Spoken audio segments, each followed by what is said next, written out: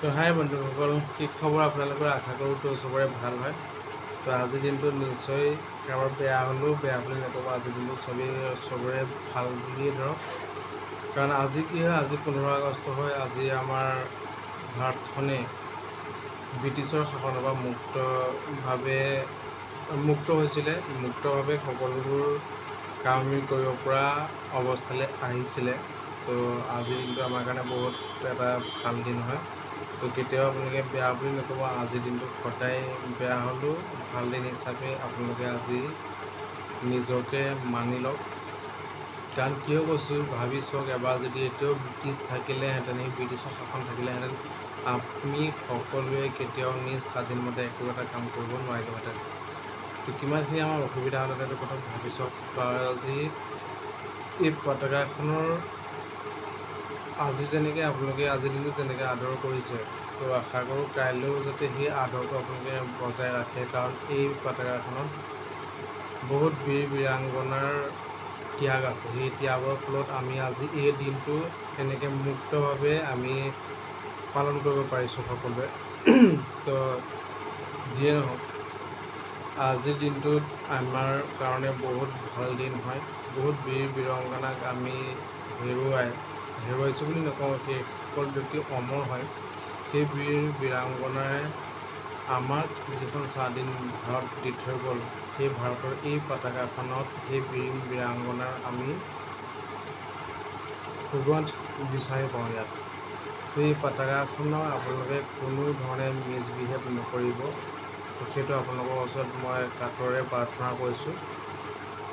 আৰু আজিৰ দিনটো আপোনালোকে খুব এক্সাইটমেণ্টত ফূৰ্তি কৰক, আনন্দ কৰক, কিন্তু এই পতাকাখনৰ মৰ্যাদাটো কেতিয়াও নেহেৰুৱাব।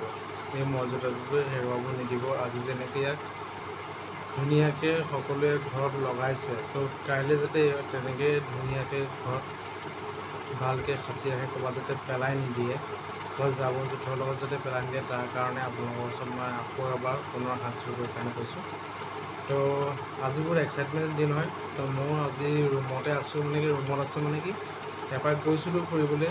তো ফুৰি পেলাই আহিলোঁ, বাইকখনতে পতাকাখন লগাই এপাক ঘূৰি আহিলোঁ। বেছি দূৰ যোৱা নাই, ওচৰতে এপাক ঘূৰি আহিলোঁ, এপাক ৰুমত পাইছোঁহি।